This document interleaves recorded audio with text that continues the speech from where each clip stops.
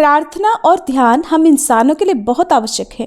प्रार्थना में भगवान हमारी बात सुनते हैं और ध्यान में हम भगवान की बात सुनते हैं। हरे कृष्णा। इसी सुविचार के साथ आप सभी का दिन शुभ और मंगलमय हो। कान्हा जी की कृपा आप और आपके परिवारजनों पर सदा बनी रहे।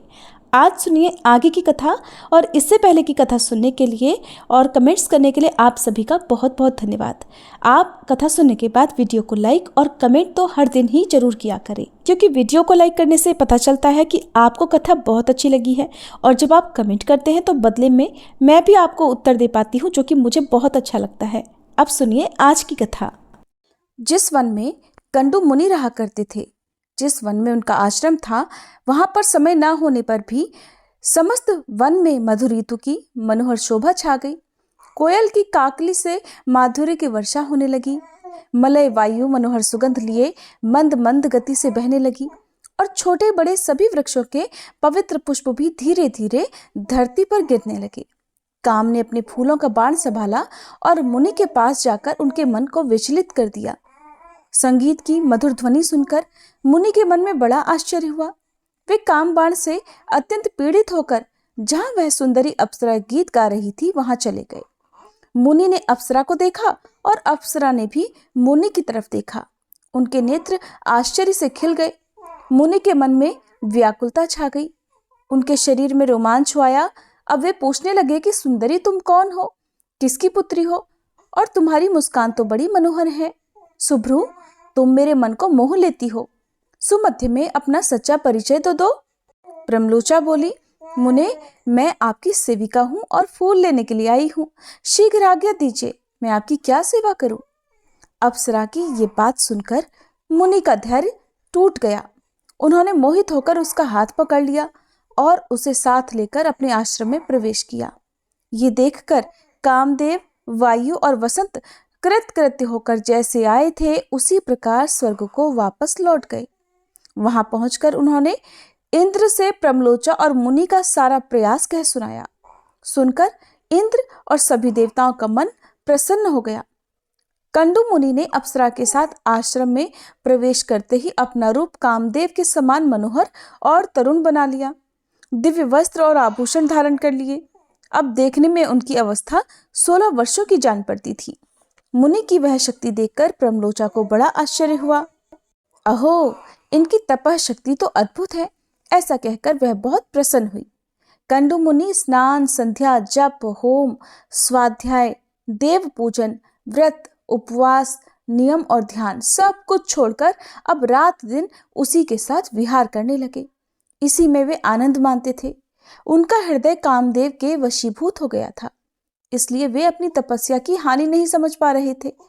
इस प्रकार कंडू मुनि उस अप्सरा के साथ सांसारिक विषय भोग में आसक्त होकर 100 से कुछ अधिक वर्षों तक मंद्राचल की गुफा में ही रहे।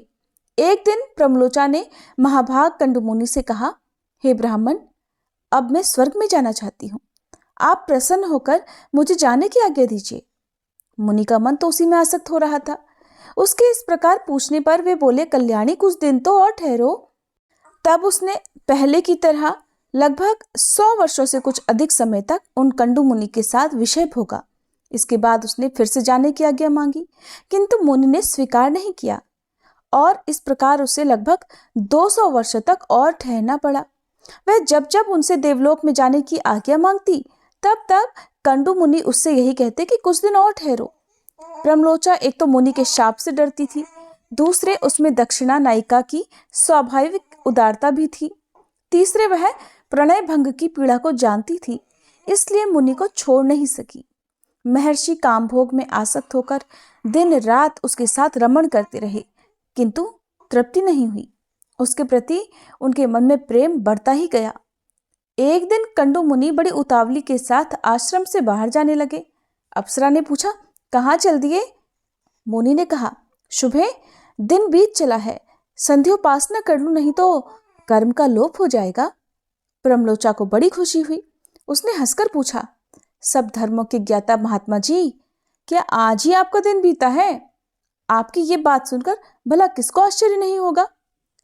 प्रमलोचा की बात सुनकर मुनि कहने लगे, कल्याणी, अभी सुबह ही तो तुम इस नदी के सुंदर तट पर आई हो उसी समय मैंने तुम्हें देखा, परिचय पूछा और तुम मेरे आश्रम में आ गई। अब वह दिन बीता है और ये संध्या का समय उपस्थित हुआ है, फिर ये परिहास तुम किस लिए कर रही हो? सच बात बताओ। प्रमलोचा बोली, ब्राह्मण, ये ठीक है कि मैं प्रातः काल में ही आई थी, इसमें तनिक भी झूठ नहीं है, लेकिन आज तब से सैकड़ों वर्ष बीत चुके हैं। प्रमलोचा की ये बात सुनते ही मुनि को बड़ा भय हुआ। उन्होंने विशाल नेत्रों वाली उस अप्सरा से पूछा कि भीरू, सच सच बताओ तो सही, तुम्हारे साथ लगातार रमण करते हुए अब तक मेरा कितना समय बीत चुका है? प्रमलोचा बोली, मुने, मेरे साथ आपके 907 वर्ष 6 महीने और 3 दिन बीत चुके हैं। सुनते ही ऋषि ने कहा, शुभे, क्या तुम सच कह रही हो या परिहास कर रही हो? मुझे तो ऐसा लगता है कि तुम्हारे साथ में केवल एक ही दिन रहा हूं। प्रमलोचा बोली, ब्राह्मण, आपके पास रहकर मैं भला झूठ कैसे बोलूंगी, विशेषतः ऐसे अवसर पर जबकि आप धर्म मार्ग का अनुसरण करते हुए पूछ रहे हैं। अप्सरा की बात सुनकर मुनि को बड़ा दुख हुआ। वे स्वयं ही अपनी निंदा करते हुए बोले, हाय, मुझ दुराचारी को धिक्कार है। हाय, मेरी तपस्या नष्ट हो गई। ब्रह्मवेत्ताओं का जो धन है वो चला गया, मेरा विवेक भी छिन गया। लगता है मनुष्यों को मोह में डालने के लिए ही किसी ने युवती नारी की सृष्टि की है।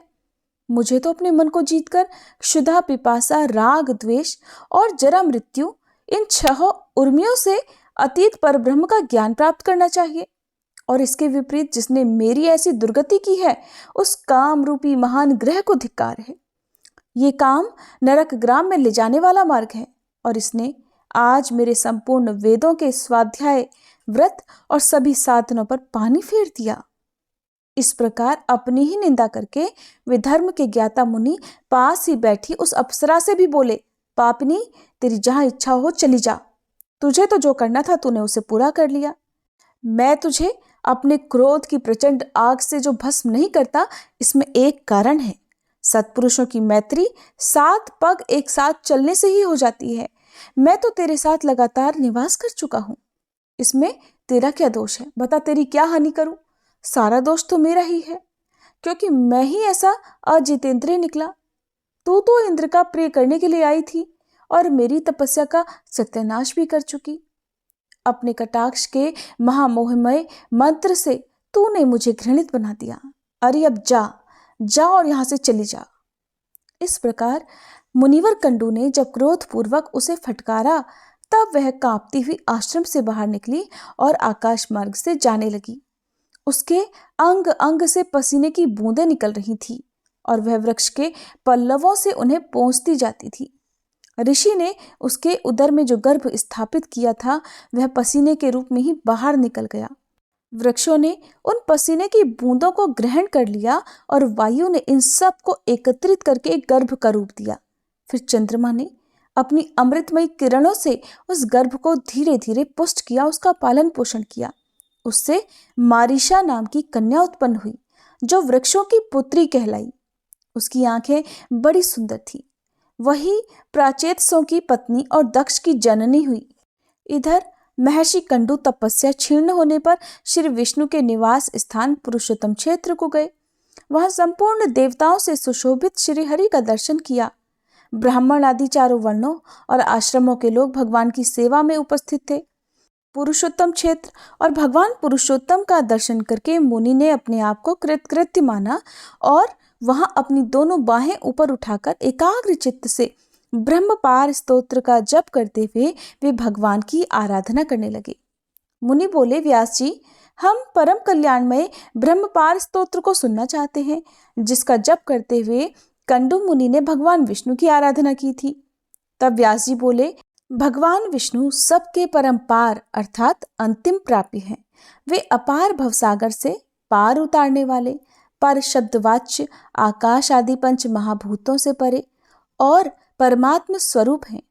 वेदों की भी पहुंच से परे होने के कारण उन्हें ब्रह्म पार कहते हैं। वे दूसरों के लिए पार स्वरूप हैं, उन्हें पाकर सभी प्राणी सदा के लिए पार हो जाते हैं। वे पर के भी पर, इंद्रिय, मन आदि के भी अगोचर हैं। सबके पालक और सबकी कामनाओं को पूर्ण करने वाले हैं। वे कारण में स्थित होते हुए भी स्वयं ही कारण रूप हैं, कारण के भी कारण हैं, परम कारणभूत प्रकृति के कारण भी वही हैं, कार्यों में भी उन्हीं की स्थिति है। इस प्रकार कर्म और कर्ता आदि अनेक रूप धारण करके वे सभी विश्व की रक्षा करते हैं। ब्रह्म ही प्रभु हैं, ब्रह्म ही सर्वस्वरूप हैं, ब्रह्म ही प्रजापति तथा अपनी महिमा से कभी च्युत न होने वाला है। ये ब्रह्म अविनाशी, नित्य और अजन्मा है। वही क्षय आदि संपूर्ण विकारों के संपर्क से रहित भगवान विष्णु हैं। वे भगवान पुरुषोत्तम ही अविनाशी, अजन्मा और नित्य ब्रह्म हैं। उनके प्रभाव से मेरे राग आदि समस्त दोष नष्ट हो जाएं। मुनि के उस ब्रह्मपार स्तोत्र का जप सुनकर और उनकी सुदृढ़ पराभक्ति को जानकर भक्त वत्सल भगवान पुरुषोत्तम बड़े प्रसन्न हुए और उनके पास जाकर बोले, मुने, तुम्हारे मन में जो अभिलाषा है उसे कहो, मैं तुम्हें वर देने के लिए ही आया हूं। सुव्रत, तुम कोई वर मांगो। देवादिदेव भगवान चक्रपाणि के ऐसे वचन सुनकर मुनि ने सहसा आंखें खोल दी और देखा भगवान सामने खड़े हैं। उनका श्रीअंग तीसी के फूल की तरह श्याम है, नेत्र पद्मपत्र के समान विशाल हैं, हाथों में शंख, चक्र और गदा शोभा पाते हैं, माथे पर मुकुट और भुजाओं में भुजबंद सुशोभित है। 4 भुजाएं हैं, अंग अंग से उदारता टपक रही है। सुंदर शरीर पर पीतांबर शोभा दे रहा है। श्रीवत्स चिन्ह से युक्त वक्ष स्थल वनमाला से विभूषित है। श्री हरि समस्त शुभ लक्षणों से युक्त दिखाई देते हैं। उनके अंगों में सभी प्रकार के रत्नमय आभूषण शोभा पा रहे हैं। श्री अंग में दिव्य चंदन लगा है और दिव्यहार उनकी शोभा बढ़ा रहा है। इस प्रकार भगवान की झांकी देखकर कंडू मुनि के शरीर में रोमांच हो आया। उन्होंने दंड की तरह पृथ्वी पर गिरकर साष्टांग प्रणाम किया और कहने लगे, आज मेरा जन्म सफल हुआ प्रभु, आज मेरी तपस्या का फल मुझे मिल गया। ऐसा कहकर मुनि ने भगवान की स्तुति आरंभ कर दी। कंडू मुनि के द्वारा स्तुति किए जाने पर भगवान विष्णु ने प्रसन्न होकर कहा, मुनि श्रेष्ठ, अब तुम मुझसे जो कुछ पाना चाहते हो उसे शीघ्र कहो। कंडू मुनि बोले, हे जगन्नाथ, ये संसार अत्यंत दुस्तर और रोमांचकारी है। इसमें दुखों की ही अधिकता है। यह अनित्य और केले के पत्ते की तरह सारहीन है। इसमें न कहीं आश्रय है न अवलंब। ये जल के बुलबुलों की तरह चंचल है। इसमें सब प्रकार के उपद्रव भरे हुए हैं। ये दुस्तर होने के साथ ही अत्यंत भयानक भी है। मैं आपकी माया से मोहित होकर चिरकाल से इस संसार में भटक रहा हूँ प्रभु। कहीं भी मुझे शांति नहीं मिलती। मेरा मन विषयों में आसक्त है। देवेश, इस संसार के भय से पीड़ित होकर आज मैं आपकी शरण में आया हूँ। हे श्री कृष्ण, आप इस भवसागर से मेरा उद्धार कीजिए। सुरेश्वर, मैं आपकी कृपा से ही आपके ही सनातन परम पद को प्राप्त करना चाहता हूँ, जहाँ जाने से फिर इस संसार में नहीं आना पड़ता। श्री भगवान बोले, मुनिश्रेष्ठ, तुम मेरे भक्त हो, सदा मेरी ही आराधना करते रहो। तुम्हें मेरी कृपा से अभीष्ट मोक्ष पद की प्राप्ति होगी। विप्रवर, मेरे भक्त क्षत्रिय, वैश्य, स्त्री, शूद्र तथा अंत्यज भी परम सिद्धि को प्राप्त होते हैं। फिर तुम जैसे तपोनिष्ठ ब्राह्मण की तो बात ही क्या है। चांडाल भी यदि उत्तम श्रद्धा से युक्त होकर और मेरा भक्त हो जाए तो उसे अभीष्ट सिद्धि प्राप्त होती है। फिर औरों की तो भला बात ही क्या है। व्यास जी कहते हैं, ऐसा कहकर भक्त वत्सल भगवान विष्णु वहीं अंतर्ध्यान हो गए। उनके चले जाने पर कंडू मुनि बहुत प्रसन्न हुए और समस्त कामनाओं को त्याग कर वे प्रसन्न हो गए। समस्त इंद्रियों को वश में करके ममता और अहंकार से रहित होकर एकाग्रचित्त होकर भगवान पुरुषोत्तम का ध्यान करने लगे। भगवान के निर्लेप, निर्गुण, शांत और सन्मात्र स्वरूप का चिंतन करते हुए उन्होंने दुर्लभ मोक्ष प्राप्त कर लिया। जो महात्मा कंडू की इस कथा को पढ़ता अथवा सुनता है वह सब पापों से मुक्त होकर अंत में स्वर्गलोक को जाता है।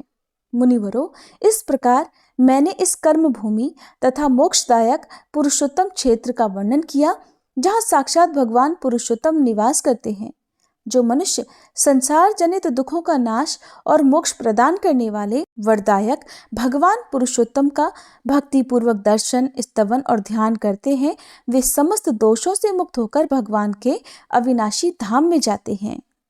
मुनि बोले, हे पुरुषश्रेष्ठ व्यास जी, आपने भारतवर्ष तथा पुरुषोत्तम क्षेत्र के अद्भुत गुणों का वर्णन किया। उस क्षेत्र के उत्तम महात्म्य को सुनकर हमें बड़ी प्रसन्नता हुई है। हमारे मन में बहुत दिनों से एक संदेह है, उसका निवारण करने वाला आपके सिवा दूसरा कोई नहीं। हम भूतल पर श्री कृष्ण, बलदेव और सुभद्रा जी के अवतार का रहस्य भी सुनना चाहते हैं। वीरवर श्री कृष्ण और बलभद्र किस लिए अवतरित हुए थे? वे वसुदेव के पुत्र होकर नंद के घर में ही क्यों रहे? ये मर्त्यलोक सर्वथा निस्सार है, इसमें अधिकतर दुख ही दुख भरा है। ये पानी के बुलबुले की तरह अत्यंत चंचल और क्षणभंगुर है। इसकी भयंकरता इतनी बढ़ी हुई है कि उसका विचार आते ही रोंगटे खड़े हो जाते हैं। ऐसे संसार में भला उन्हें जन्म ग्रहण करने की क्या आवश्यकता थी? इस धरती पर अवतरित होकर उन्होंने जो जो लीलाएं की, उनका भी विस्तार पूर्वक वर्णन कीजिए। उनका संपूर्ण चरित्र अद्भुत और अलौकिक है। भगवान संपूर्ण देवताओं के स्वामी और सर्वश्रेष्ठ हैं और पृथ्वी को उत्पन्न करने वाले तथा अविनाशी परमात्मा हैं। उन्होंने अपने दिव्य स्वरूप को मनुष्यों के बीच में कैसे प्रकट किया? जो भगवान संपूर्ण जंगम प्राणियों की गति है, वे मनुष्य शरीर में भला कैसे आए? इसे देवता और दैत्य भी बड़े आश्चर्य की बात मानते हैं। महामुने, आप भगवान विष्णु के आश्चर्यजनक अवतार की कथा सुनाइए। भगवान के बल और पराक्रम विख्यात हैं। उनके तेज की कोई माप नहीं है। वे अपने अलौकिक चरित्रों के द्वारा आश्चर्य रूप जान पड़ते हैं। आप उनके तत्व का वर्णन कीजिए। भगवान पुरुषोत्तम देवताओं की पीड़ा दूर करने वाले और सर्वव्यापी हैं। जगत के रक्षक और सर्वलोक महेश्वर हैं। संसार की सृष्टि, पालन और संहार सब वे ही करते हैं। वे ही सब लोगों को सुख देने वाले हैं। वे अक्षय, सनातन, अनंत, क्षय, वृद्धि से रहित, निर्लेप, निर्गुण, सूक्ष्म, निर्विकार, निरंजन, समस्त उपाधियों से रहित, नित्य, अचल, निर्मल, व्यापक तथा शाश्वत परमात्मा है। सतयुग में उनका विशुद्ध हरि नाम सुना जाता है। देवताओं में वे वैकुंठ और मनुष्यों में श्री कृष्ण नाम से विख्यात हैं। उन्हीं परमेश्वर की भूत और भविष्य लीलाओं को, जिनका रहस्य अत्यंत गहन है, हम सुनना चाहते हैं। तब व्यास जी कहने लगे, जो संपूर्ण देवताओं के स्वामी, सबकी उत्पत्ति के कारण, पुराण पुरुष, सनातन, अविनाशी, परम गुरु, महान, असीम, यज्ञांग और देवता आदि के प्रियतम हैं, उन भगवान विष्णु को मैं नमस्कार करता हूँ, जिनसे लघु और जिनसे महान दूसरा कोई नहीं है। जिन अजन्मा प्रभु ने इस संपूर्ण चराचर जगत को व्याप्त कर रखा है, जो आविर्भाव, तिरोभाव, दृष्ट और अदृष्ट से विलक्षण है। सृष्टि और संहार को भी जिनका स्वरूप बताया जाता है, उन आदिदेव परब्रह्म परमात्मा को मैं समाधि के द्वारा प्रणाम करता हूँ। जो संपूर्ण विकारों से रहित, शुद्ध, नित्य, सदा एक रूप रहने वाले और विजयी हैं, उन परमात्मा श्री विष्णु को नमस्कार है। जो हिरण्यगर्भ, हरि, शंकर तथा वासुदेव कहलाते हैं, जिनसे समस्त प्राणियों का तरन तारण होता है, जो सृष्टि, पालन और संहार करने वाले हैं, उन भगवान को नमस्कार है। जो एक होते हुए भी अनेक रूपों में प्रकट होते हैं, स्थूल और सूक्ष्म, व्यक्त और अव्यक्त जिनके स्वरूप हैं और जो मोक्ष के कारण हैं, उन भगवान विष्णु को नमस्कार है। जो जगन्मय है, जगत की सृष्टि, पालन और संहार के मूल कारण है, उन परमात्मा भगवान विष्णु को नमस्कार है। जो सूक्ष्म से भी सूक्ष्मतर, संपूर्ण विश्व के आधारभूत, समस्त प्राणियों के भीतर विराजमान और अपनी महिमा से कभी च्युत न होने वाले हैं, उन भगवान पुरुषोत्तम को प्रणाम है। जो वास्तव में अत्यंत निर्मल ज्ञान स्वरूप होते हुए भी ब्रह्मपूर्ण दृष्टि के कारण भिन्न भिन्न पदार्थों के रूप में स्थित दिखाई देते हैं, जिनका आदि नहीं है, जो संपूर्ण जगत के ईश्वर, अजन्मा, अक्षय और अविनाशी हैं, उन भगवान श्री हरि को नमस्कार करके मैं उनके अवतार की कथा आरंभ करता हूँ। इस प्रकार व्यास जी ने मुनियों को जो भी कथा सुनाई, उसका वृतांत आप सभी अगले अध्याय में जरूर सुनिएगा। उम्मीद है आज की ये कथा आपको पसंद आई होगी।